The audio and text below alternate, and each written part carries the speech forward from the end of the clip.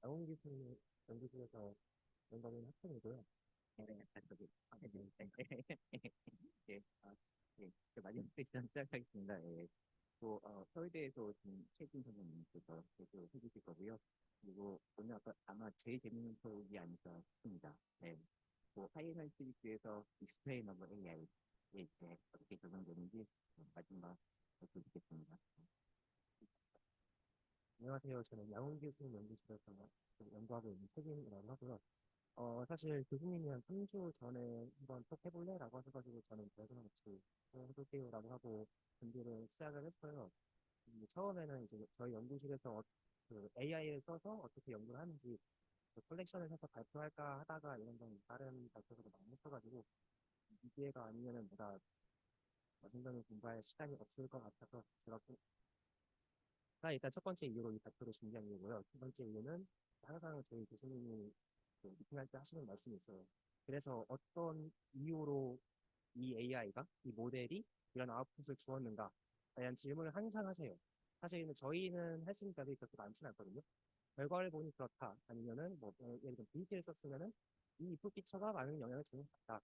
이 정도 대답에서 끝나게 되는데 그런 질문들을 좀 타개를 해보자. explainable AI에 대한 공부를 시작을 해봤고 그걸 이제 제 나름대로 정리를 해가지고 이제 발표를 준비를 하게 되었습니다.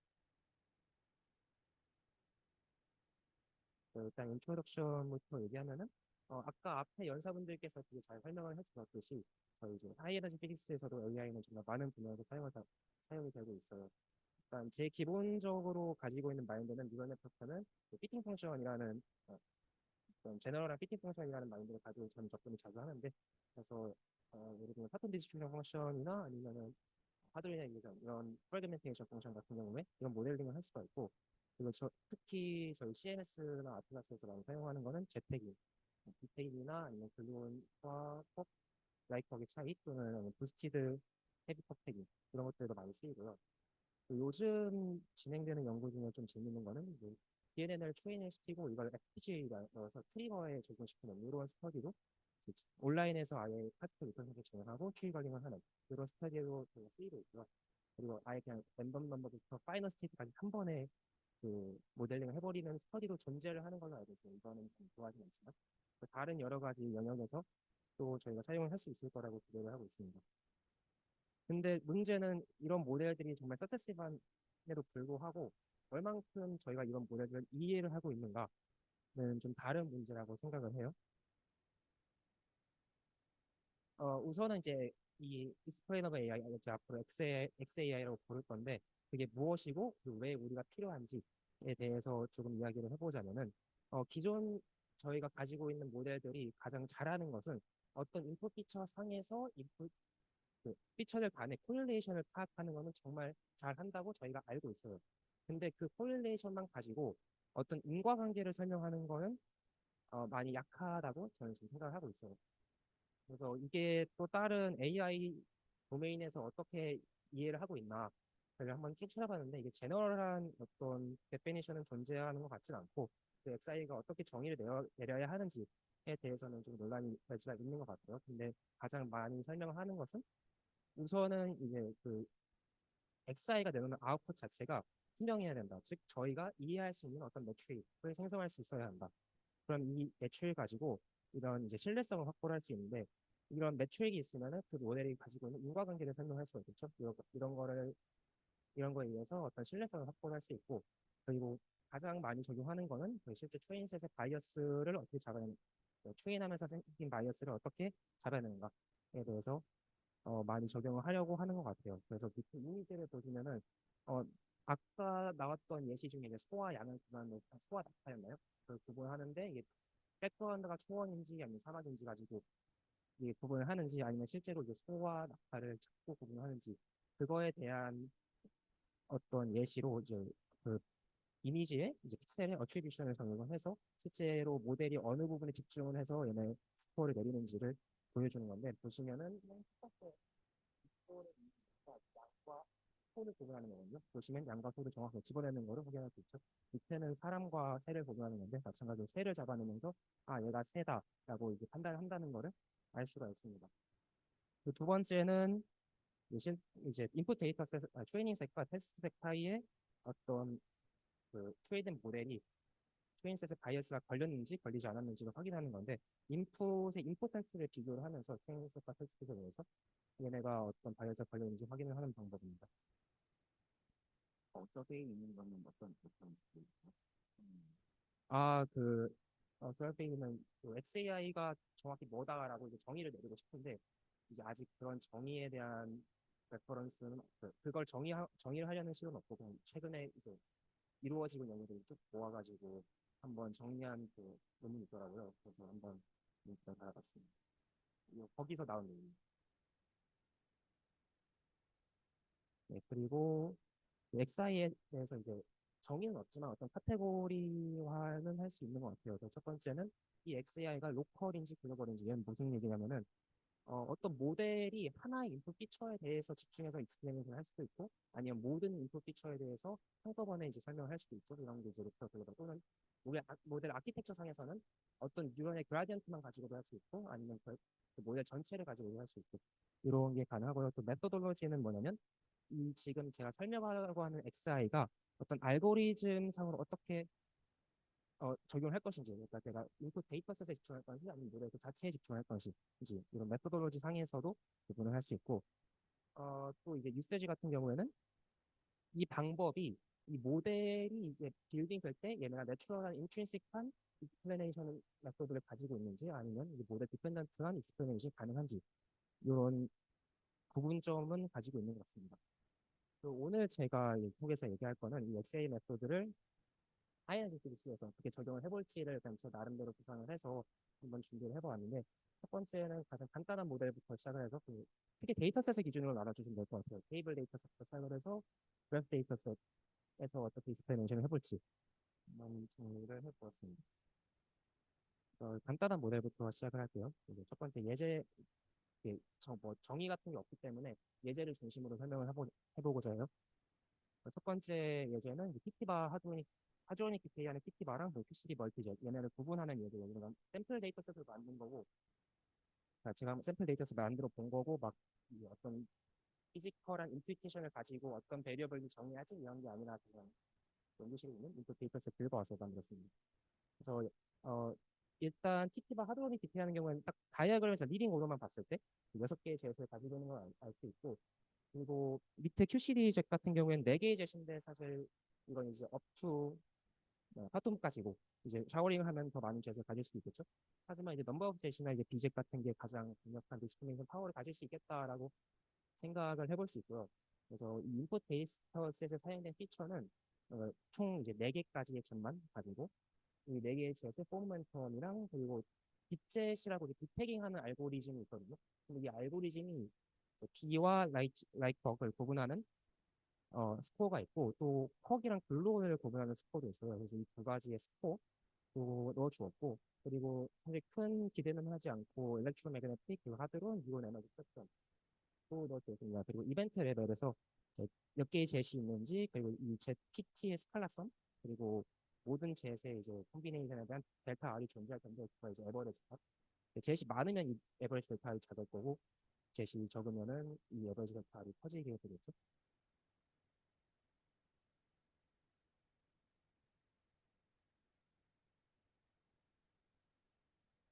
아, 네. HT 컷 200부터 400 GB이고 TT바에서도 따로 200부터 400까지 제가 줬어요. 그래서 HD가 크게 달라지지는 않는 선에서 샘플 조정을 했습니다.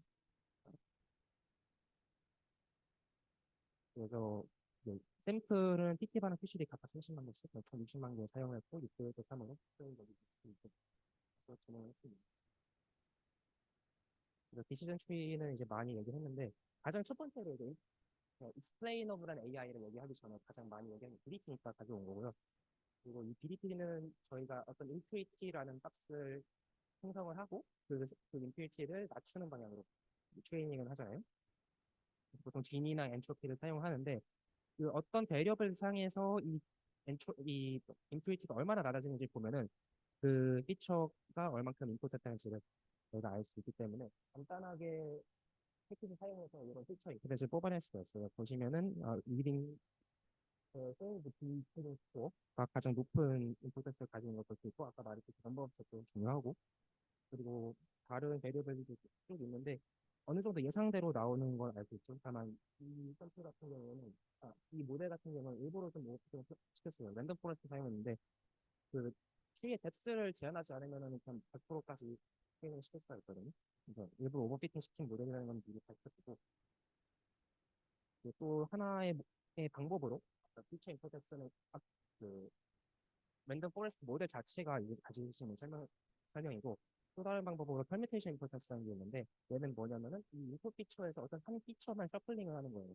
이 셔플링을 했는데 만약에 이 피처가 중요한 피처라면은 높은 스코어를 주겠죠.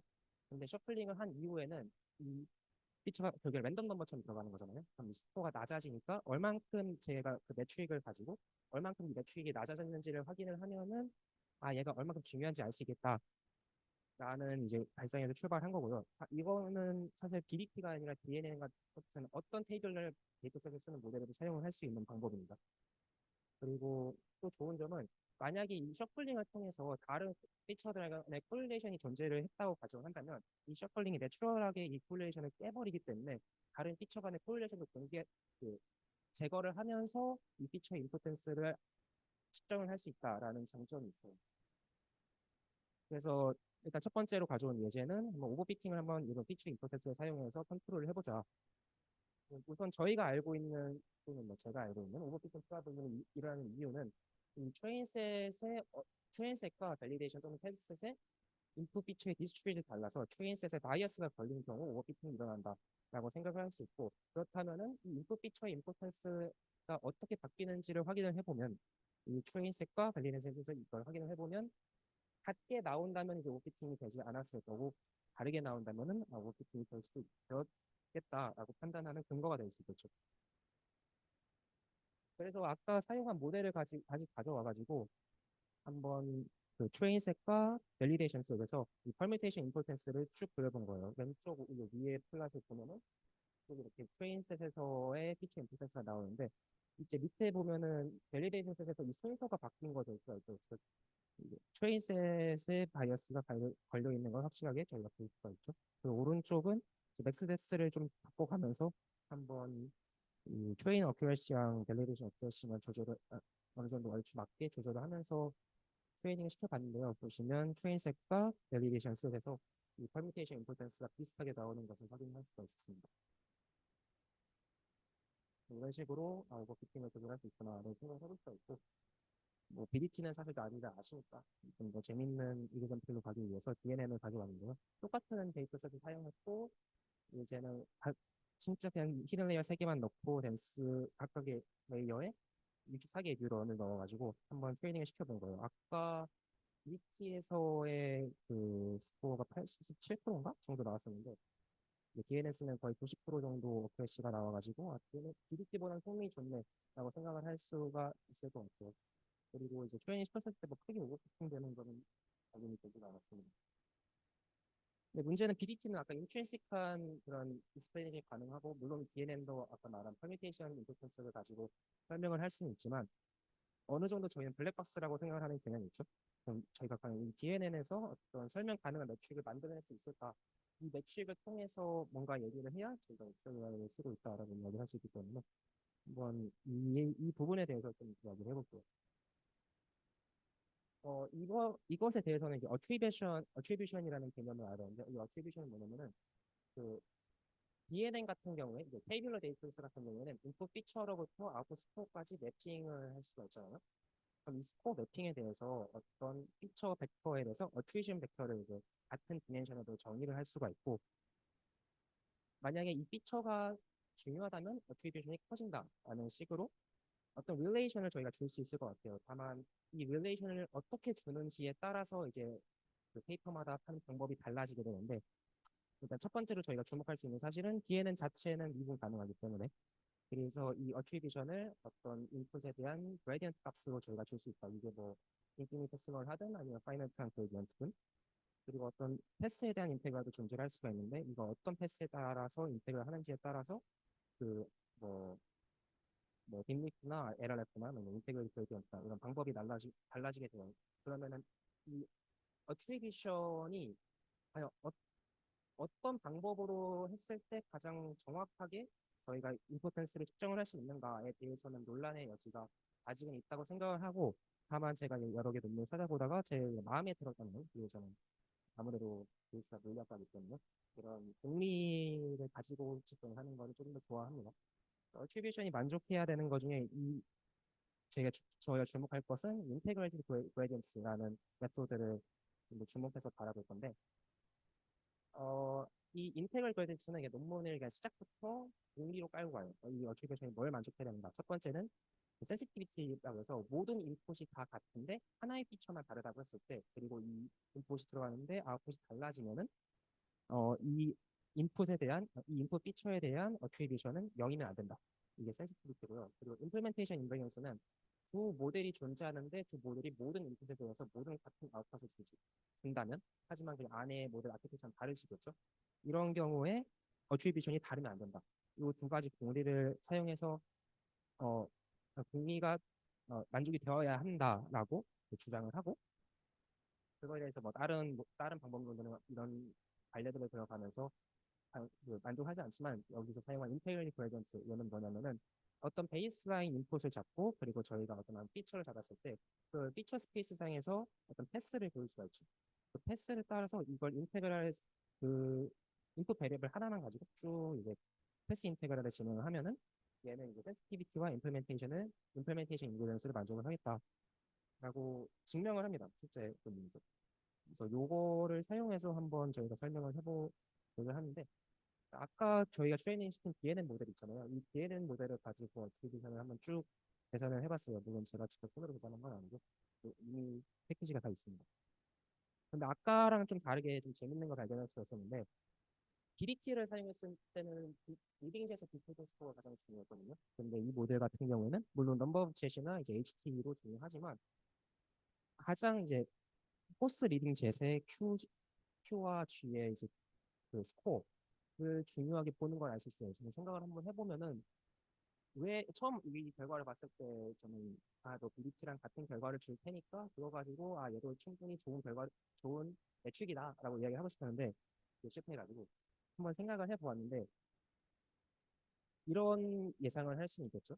이제 이 리딩 젯이나 이제 서브 리딩 젯의 디테깅 스코어 자체는 넘버 오브 젯이나 H2와 코릴레이션이 강하게 걸려 있는 경우 사실 크게 중요하지 않다고 DNA는 판단하고, 다만 QCD 같은 경우에는 글로벌 레디에이션을 통해서 나오는 이제 소프트한 젯들이 더 많을 거란 말이죠. 그럼 이제 소프트한 젯들의 Q와 C의 스코어가 좀 더 이 모델한테는 중요했을 수 있겠다라고 판단을 해볼 수는 있을 것 같습니다. 물론 정확한 인스피레이션을 원한다 그러면 좀 더 연구를 해봐야겠지만요. 인테그레이티드 그레디언트의 통계적인 의미가 뭐예요? 그 피처의 임포턴스 어떤 측면이 시장이 음, 상기 어떤 피처의 임포턴스를 찾아낸다는 건 사실 그레디언트의 이거는 하는 거고, 인풋과 아웃풋 사이의 그레디언트 자체가, 이게 그레디언트가 크면은 아웃풋 스코어에 영향을 많이 미치겠죠. 거기서 사실 대부분의 아이디어가 출발하는 거죠.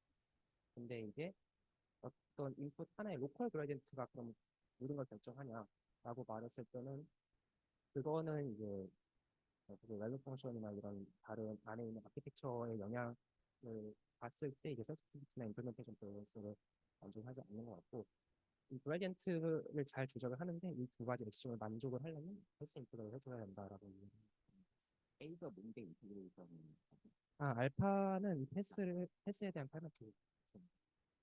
그러니까 베이스라인 인풋을 잡아요. 예를 들면 뭐 이미지라고 하면은 그냥 블랙 이미지. 블랙 이미지에서 저희가 원하는 이미지까지, 거기까지 이제 컨티뉴어스한 패스를 잡을 수 있잖아요. 그리고 쭉 그레디언트를 쭉 계산해서 사실 더하는 거예요. 뭐 인테그랄 사실 더하는 겁니다.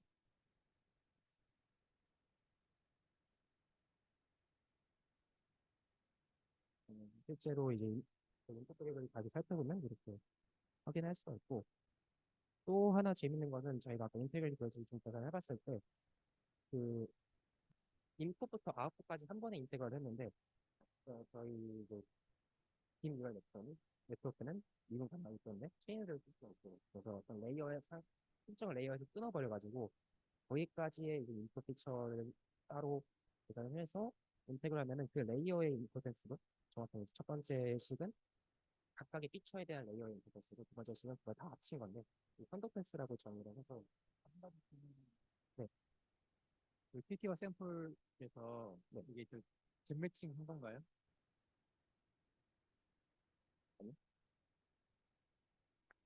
아니, 잼 매칭을 했다는 게 잼 매칭을 그러니까 해야 하는 이유가 뭐죠? 왜냐면 지금 HT가 아까 250 이상 했잖아요. 네, 그러면은 샘플 내가 만들 때 했습니다. 그러니까 이거는 저희가 진짜로 연구에 쓰려고 만든 샘플이 아니라 한번 어떤 해석을 할 수 있는지 가능성을 아니 보기 위해서 왜냐면은 만든 건데, 네, 그래서 내가 ISR 같은 거를 매칭을 안 하면은 잼 매칭 안 하면은 결국에는 그냥 레디션으로 한 소프트 글론밖에 나오지 않을 텐데 잼 매칭 하면은 ISR에서 하드젯이 나오거든요. 그러면은 지금 PT바 샘플에서는 그러니까 그냥 본 레벨에서 그냥 리딩 오더는 그냥 다 포크젯밖에 안 되잖아요. 근데 내가 잼 매칭해서 200 그러니까 하이매스에서 잼 매칭 하면은 그러니까 하드 글론젯도 있거든요. 네, 그런데 여기서는 그게 반영이 안 됐기 때문에 네, 아까 보면은 이제 젯에서 보면은 저기 커크냐 글론젯 이 태깅이 도미넌트가 들어갔는데 그거는 애드옥이라는 거죠. 샘플 자체가 그러니까 웰 프리파이드 안 됐기 때문에 근데 만약에 내가 프로파하게 잼매칭해서 하드 글론젯이 여기에 들어가면은 결과가 달라질 거라는 생각이 들어서 일단 제가 이제 첫 번째로 말씀드리고 싶은 거는 그런 해석이 가능한 것 자체가 사회가 좋은 건가 생각하고, 그러니까 말씀하신 게 어떤 말씀인지 이 부분에 이 피처들이 임포턴스를 이만큼의 임포턴스를 주는 이유가 잼 매칭해서 제 정확히 얘기해서 ISR 들어온 쪽 이제 PT반이 없을 거다라고 말씀. 서기가 작품을 잘한 게 잼매칭 안에서 딱 블록 텍에 나온 그렇죠, 거라는 거죠. 그래서 내가 그렇죠. 프로파하게 잼매칭 하면은 그런 것들이 스트롱 클래시파이어로 작용을 안 할 수도 있다는 거죠.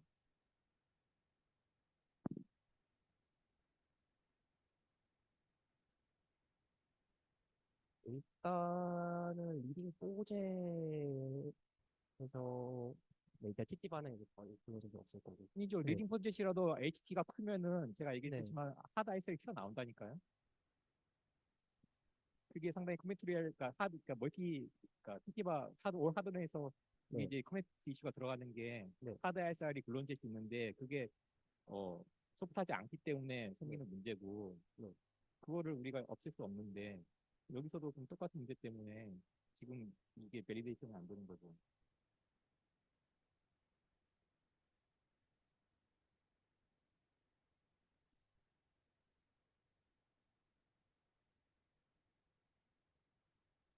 지금 제가 정확하게 이해는지 모르는데 PT바 샘플에서도 ISR 부분이 충분히 하락이 나올 거거든요. 네, 네, 그러니까 네. 근데 그게 요 아웃풋을 어떻게 이해가 잘 안 되고 한 번만. 그러니까 리딩 포지션 할 때 거기에 네, ISR 글론젯이 메인 그렇죠. 컨트리뷰션이 있다니까요. 아주 퍼센테이지.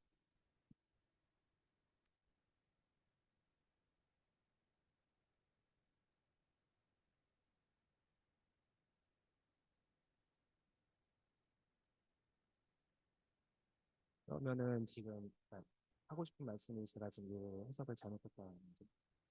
그러니까 지금 그러니까 뭐 해석을 네, 그 잘못하는 게 아니고 인트리시컬하게 그러니까 샘플 자체가 잘못됐기 때문에 나오는 네, 애독한 결과다라고 제가 생각했다는 거죠. 네.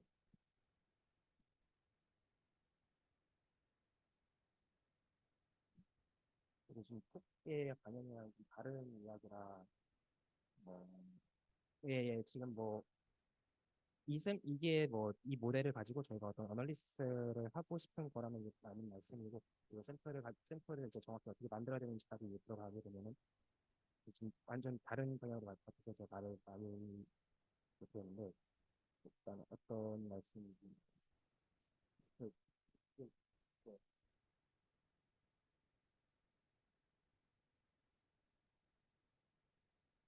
그,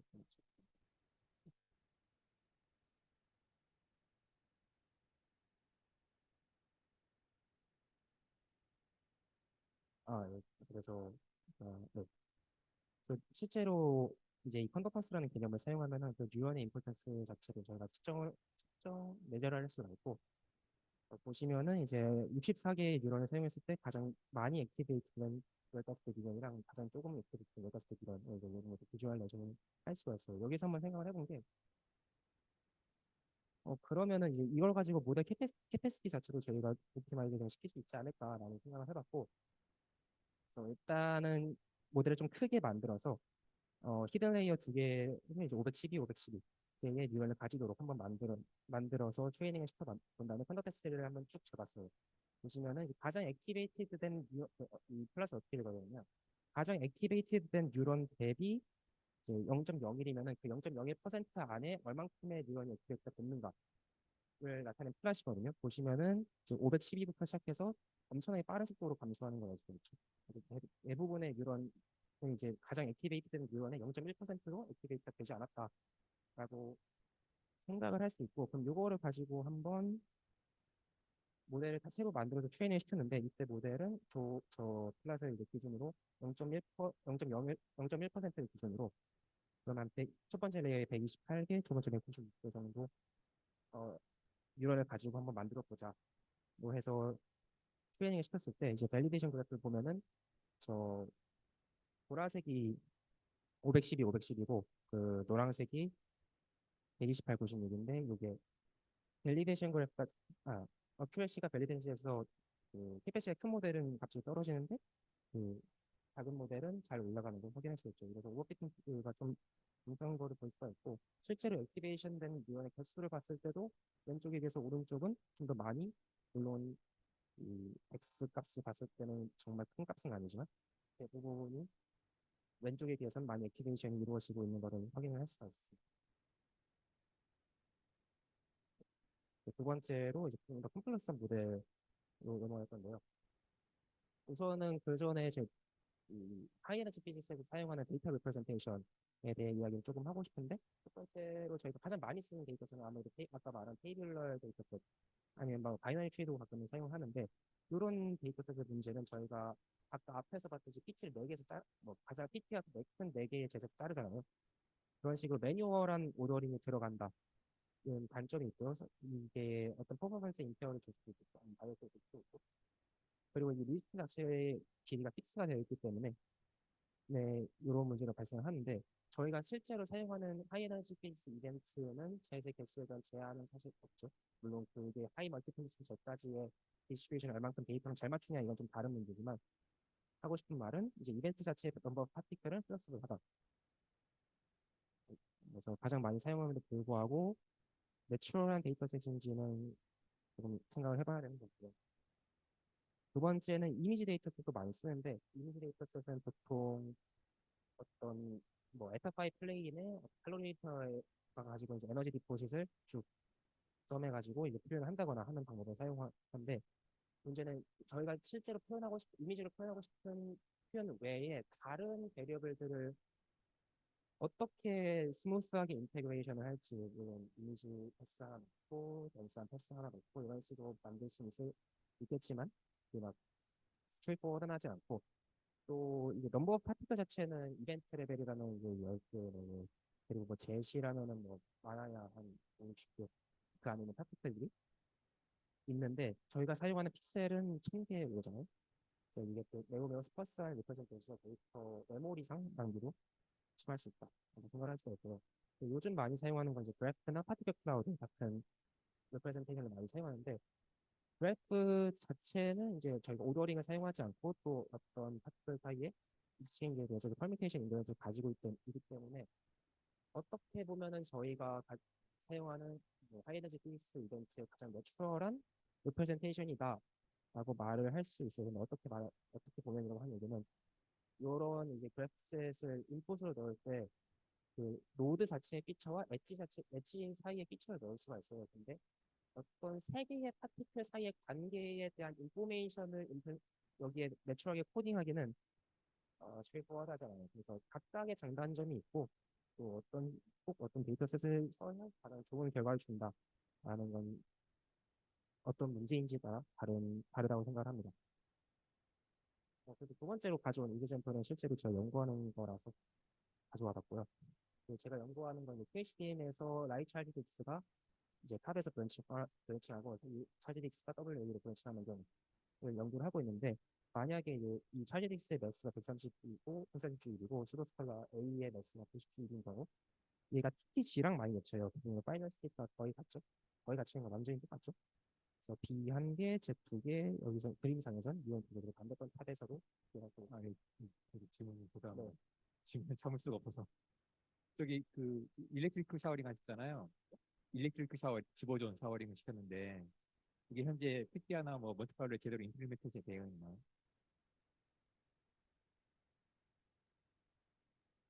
일렉트릭 샤워링을 시킨 게 아니라 하드웨어 정도가 G가 튀어나왔잖아요. 탑에서 백그라운드로 탑에서 실제는 PT 바에서 여기 탑에서 탑이 이 집어준 다이어그램에서는 그냥 제가 그림상으로 그린 거고 실제로는 이제 PT 바 프로세스 안에서 TTG 하면서 여기 지금 일렉트리크 샤워링으로 나온 G가 아니에요. 다이그램은 샤워링인데 그렇게 말하면 제가 샤워링이라고 말하면은 뭐 제가 샤워링 저는 이제 그림상 이제 얘네들의 유사성을 보여주기 위해서 일단 한쪽 면만 그려놔서 샤워링으로 보일 수는 있는데 그렇게 따지면은 위에 있는 탑에서 브랜칭한 W는 샤워링이 아니에요. 위에는 DK잖아요. 네. H 차지릭스가 탑에서 DK한 거고 네. 밑에는 탑이 G를 레디션 시키고 탑으로 간 거잖아요. 거초의 탑이 G를 레디션 시키고 탑으로 간 거죠. 탑 이거 실제 센트럴 세퍼레이션 샤워링 시키지 않습니다. 지금 제가 샤워링 안 시키는 하드론 레벨에서 지금 그러니까 파턴 레벨에서 지금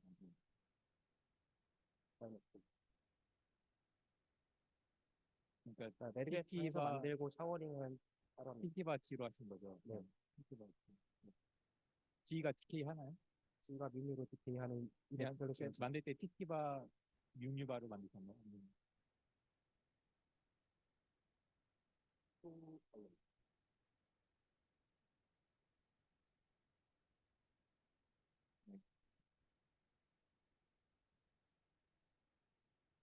그래서 실제로 이 샘플을 구성할 때는 이제 리콘스 추정 끝나고 이벤트 레벨에서 따로 이제 G가 미니로 가는 경우는 프리 셀렉션 안에 들어오기 때문에 파이널 스테이트가 많이 겹치게 됩니다. 그리고 연구에서는 이제 이 다이언 매스가 파이널 디스크리미네이션 베리어 그리고 실제로 이런 디스트리뷰션을 제가 볼 수가 있는데 이 그래프는 테키스나 이제 잘 보이기 때문에 보시면은 90 다이언 매스 프로스트라 매스가 90G인 경우에 이 GP가 아래 묻혀 있는 거를 확인할 수가 있죠. 근데 이것만 가지고 디스크리미네이션이 부족할 거라고 생각을 해서 저희는 이제 그래프 뉴럴 네트워크 스터디를 해서 임플리멘테이션을 하고자 하고 그리고 디스크리미네이션 파워뿐만 아니라 마지막에 다이내믹 매스를 사용을 해가지고 리밋을 디스크리미네이션을 할 거기 때문에 최대한 이 다이내믹 매스랑 아웃풋 스코어랑 코릴레이션이 덜한 게 저는 더 유리하겠죠. 이 스터디를 시작한 이유는 그냥 선생님이 이걸 물어볼 때 연구실에서 비주얼레이션을 하다가 이걸 한번 해보자 하고 시작한 거였고 어, 이, 이 뭐냐 그래프 클래시피케이션의 인풋 피처로는 이벤트 자체는 이제 파티클 클라우드보다는 fully connected undiluted 그래프라고 해서 이 이벤트가 가지고 있는 모든 파티클들의 타입과 모멘텀, 그 차지 그리고 Z들 같은 경우에는 디테일링 스코어까지 넣어가지고 노드 피처를 만들었고요. 그리고 이 엣지는 그냥 연결로 선만 어차피 포모멘텀 가지고 델타 같은 델타 에타나 델타 파이 같은 정보는 다 이뤄내지 알아낼 수 있다고 생각을 해서 넣었고요. 그리고 총 10.5만 개 이벤트씩 실행과 백그라운드 사용해서 연구를 진행을 하였습니다. 그래서 여기서 그림에서 뭐가 시그널이고 뭐가 백그라운드인지 혹시 구별이 가능하실까요?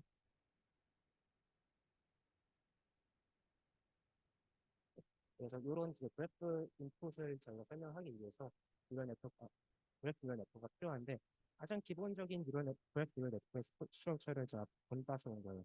그래서 첫 번째로 이제 인풋 그래프가 들어가고 컨볼루션 레이어가 존재를 하고 만약에 제가 노드 클래시피케이션을 진행하고 싶다 하면은 거기서 바로 아웃풋을 뽑아내면 되는 거 그게 아니라 이벤트 자체를 클래시피케이션을 하고 싶으면은 이 인풋 파티클들에 대한 리더를 할 수 있어야 돼요. 그래서 맥스로 얘네들을 어, 예를 들면 이제 각각의 파티클에 대해서 PT가 있다고 하면 얘네를 한번 쭉 더하거나 아니면 그 가장 큰 값을 컨볼루션 아웃풋에 해서 큰 값을 고르거나 이런 식으로 리드아웃을 하면은 그 덴스한 레이어로 넣을 수 있는 상태가 돼요. 또는 이 상태에서 이제 이벤트 피처를 같이 더해줄 수도 있고 그런 다음에 이제 덴스 레이어를 통과해서 최종적으로 그래프 클래시피케이션이라는 아웃풋 레이어를 만들 수가 있습니다. 실제로 사용한 스트럭처는 그 컨볼루션 레이어 같은 경우는 트랜스포머 컨볼루션이라고 해서 뒤에서 조금 더 자세하게 얘기하겠지만 그 fully connected 그래프를 줬기 때문에 어떤 파트들 사이의 관계가 제일 중요한지는 저희가 매뉴얼하게 임플리멘테이션이 아니라 그 컨볼루션 트랜스포머 컨볼루션이 가지고 있는 그 어텐션 마스크가 알아서 학습하도록 내버려뒀고요. 그 다음에 다이내믹 엣지 컨볼루션이라고 해서 DGCNN을 사용하는 컨볼루션인데 이 원래 두 개를 사용했습니다. 그리고 미드아웃 같은 경우에는 민 어볼루션 사용했고 댄스레이 같은 경우에는 그냥 두 개의 레이어를 사용해서 만들었습니다. 그리고 여기서 저희가 그 해볼 것은 그 컨볼루션 레이어를 학습시킬 때 드롭아웃 레이트, 엣지 드롭아웃 레이트라는 거를 저희가 하이퍼 파라미터에 하나 가지게 되는데 얘네들을 어떻게 한번 옵티마이징을 시켜볼까에 대한 이야기를 해보고자 하고요. 그래서 첫 번째로는 이 모델이 가지고 있는 intrinsic explainability가 있어요. 첫 번째 레이어를 보시면 이제 트랜스포머 컨볼루션을 사용하는데 이 컨볼루션 자체가 어텐션 마스크를 가지고 있거든요. 이 마스크의 세기를 이두 파티클과의 관계의 세기로 저희가 바로 해석을 할 수는 없겠지만 그래도 이제 강하면은 클 거고 약하면 작을 거고 이 정도 해석은 가능하다라고 생각을 해가지고 그럼 이거를 이제 모델이 인트린스 익스플레이션을 가지고 있다고 생각을 해보자 해서 한번 연구를 진행해 보았습니다.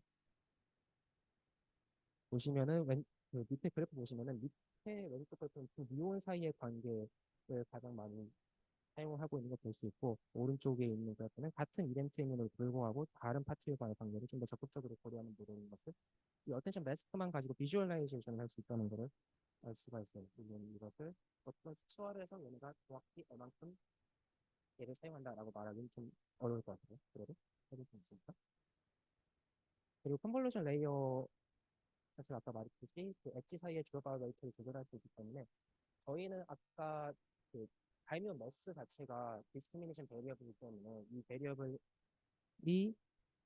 그 두 뮤온 간의 관계가 이벤트 클래시피케이션에 강하게 사용되는 것을 막고 싶어요. 그래서 엣지를 끊어가면서 한번 트레이닝 시켜보는 거고 이 주어바 레이트가 작으면은 그 뮤온 사이의 관계를 좀 더 강하게 학습할 거라고 생각을 하고 이 주어바 레이트가 크면은 이 두 뮤온 사이의 관계도 고려를 하겠지만 그 다른 파티들의 관계도 적극적으로 고려하지 않을까라고 생각을 해서 한번 이 테스트를 진행해 봤을 때 이 주어바 레이트를 0.05부터 0.4까지 쭉 바꿔봤고요.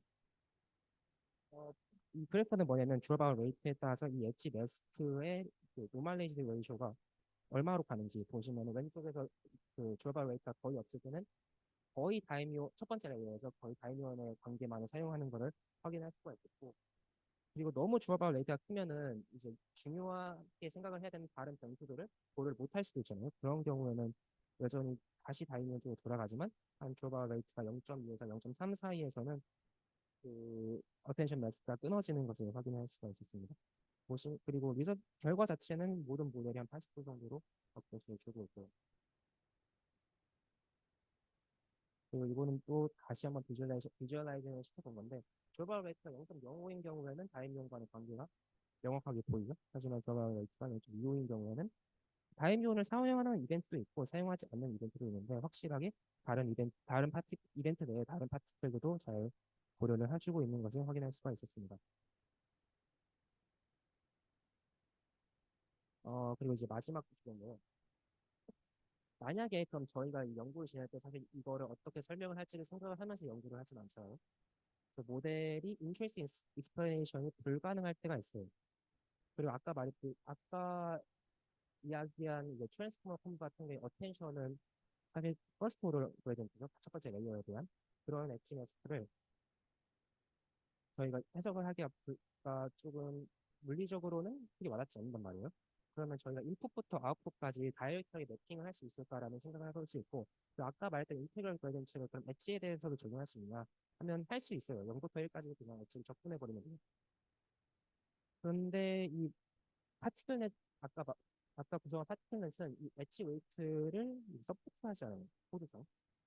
그리고 어떻게 그러면은 이거를 이제 대체할 수 있는 모델을 만들면 되는데 이런 모델을 이제 서로게이트 모델이라고 부르고 방법은 어떻게 하냐면 저희가 일단 모델을 트레이닝을 시켰잖아요. 그럼 그것은 아웃풋이 있는데 이 트레인 셋에서 실제 저희가 레이블 아웃풋 말고 저희가 모델이 예측하는 아웃풋 있죠. 이건 이제 레이블링을 리레이블링을 해줘서 트레이딩을 시키는 거예요. 인트리식 익스플레이션을 가지고 있는 모델을 가지고. 그중 간단하게 이제 흉내를 낼 수 있는 거는 다른 파라미터를 다 고정시키고, 이 어텐션은 가지고 있지 않지만 이제 엣지 웨이팅을 가지고 있는 그래프 컨볼루션이라는 컨볼루션 레이어가 있거든요. 이거를 사용해서 그 서로게이트 모델을 만들어 볼 수가 있었고, 그리고 실제로 익스플레이션을 할 수 있는 성능 자체는 아무래도 저희가 실제 트레이닝한 모델보다는 작겠죠. 그래서 그 트레인셋을 똑같이 사용해서 이제 리라이벌을 시키고 얘를 모델을 흉내내 봐라라고 해서 얘를 훈련을 시켰을 때 한 90% 정도의 어큐러시를 가져가는 것을 볼 수 있고 그리고 이거를 마찬가지로 이제 결과를 비주얼라이징 해보면은 드라마 레이트가 작은 경우에 큰 경우보다 이제 다이명 사이의 관계를 잘 더 많이 캐치를 하는 걸 볼 수 있는데 이제 파이널 레이어까지 가면은 다른 파티클들의 관계도 어느 정도 고려를 하면서 얘가 움직이고 있구나 파악할 수가 있었습니다. 네. 그래서 컨클루션이고요. AI에 대한 인스피레이션에 대한 정의는 좀 정확하게 내려지지 않았고 이것은 이제 태스크에 대한 디펜던스가 존재하고 샘플에 대한 디펜던스가 존재하고 모델에 대한 디펜던스가 존재를 합니다. 그리고 이 XA에 대한 가장 중요한 점은 이제 모델들이 코릴레이션은 샘플 간의 코릴레이션은 정말 잘 고려를 하지만 이 코저리티를 만들기는 어렵다. 그래서 휴먼 리더블한 매트릭을 만들고 이거를 가지고 어떤 디스크립션을 생성할 수 있는 방법론이 XAI지 않나라고 생각을 하고 그리고 이제 어트리뷰션 메소드 최근에는 이제 어트리뷰션 메소드를 사용해서 인풋부터 아웃풋까지 한 번에 매핑하는 그 인풋 테스트를 매핑하는 방법들이 많이 사용을 하고 있고 그리고 만약에 어떤 모델이 그 내추럴한 익스플레이너를 가지고 있지 않더라도 다른 이제 서로게이티브 모델을 사용해서 익스플레이너블한 매트릭을 만들 수가 있다로 정리를 하고 싶습니다. 수고님 감사합니다. 질문 주셨는데, 네, 질문 드리겠습니다. 네, 철학적인 질문인데, 익스플레이너블 AI가 파트리스에서 일정한가, 양국이 질문에 대답을 하기 위해서는 그 정말 성능은 정말 이것 때문에 좀 늘어나는 거지.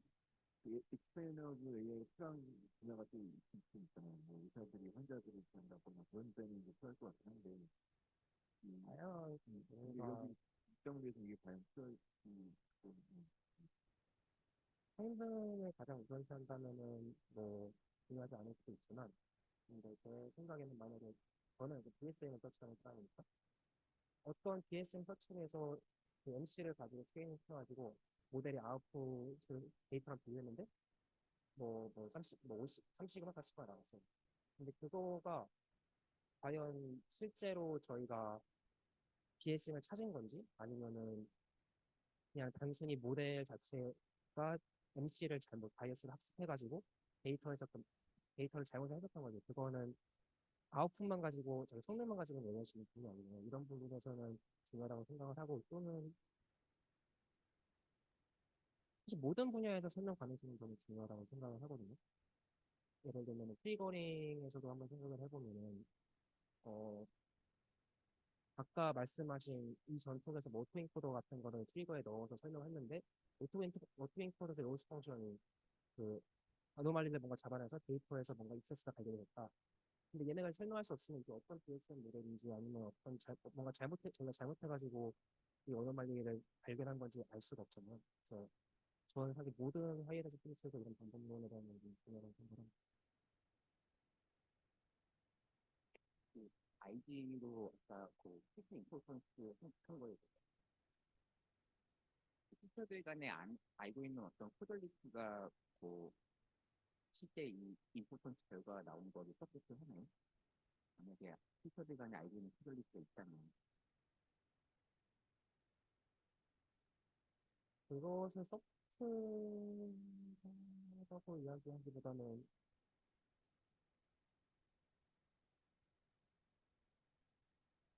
왜냐하면은 피처가 어떤 레이블하고 관련이 있는 것도 있을 텐데 사실은 피처들 사이의 어떤 뭐 퍼즐리스 관계가 이 피처가 어떤 레이블을 클릭하는 게 실제로 어떤 그레디언트를 줘서 중요하게 생각하느냐 아니면은 어떤 레이블하고 관련이 있지만 다른 피처들하고 관련성 때문에 이 피처는 사실 어떤 그레디언트도 안 주는 게 맞다. 뭐 그런 식으로 나올 수도 있거든요.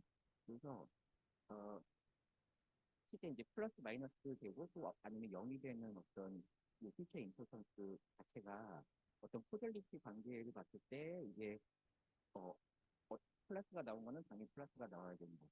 근데 어떤 거는 플러스가 나와야 되는데 같이 다른 거는 다른 피처들 간의 이런 코절리티 때문에 제로가 나오는 거고. 근데 그런 식으로 사실은 설명이 돼야지 요거 자체도 요 결과 자체도 이제 설명이 되는 거 같아서요.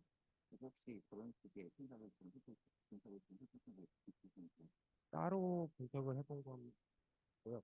근데 아까 발표할 때 얘기했던 게 PT바랑 PCB를 가장 구분할 수 있는 방법은 넘버 이제 좀 트레이드에서 나오는 거죠.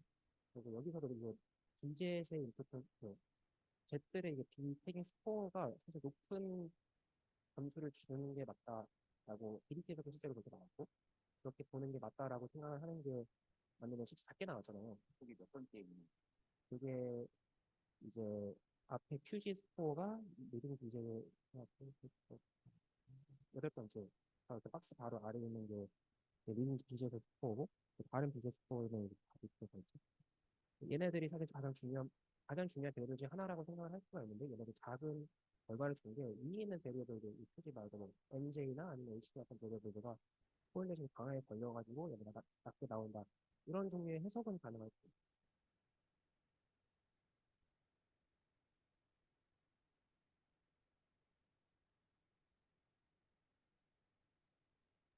더 질문이 없으면 좋은 토픽이 좀 해주시는 게 감사드립니다. 네, 감사합니다.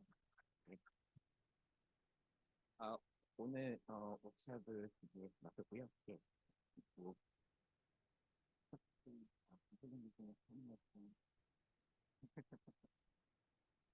네, 네, 사실 그 처음 인텔리전스 첫부터 일단은 되게 정보가 많은 워크샵이었는데요. 또 좀 이제 인공지능이나 아니면 뭐 하이널리티 한쪽에 이제 지고 이제 다른 쪽에 좀 관심 있을 수 있는 이제 상황일 텐데 또 어떤 선택 쪽에 어떤 많은 정보를 좀 얻을 수 있는 상황이 되셨으면 좋겠습니다. 저는 개인적으로 아주 좀 좋은 것 같도록 하겠습니다. 감사합니다. 네. 참석해주신 여러분 감사합니다.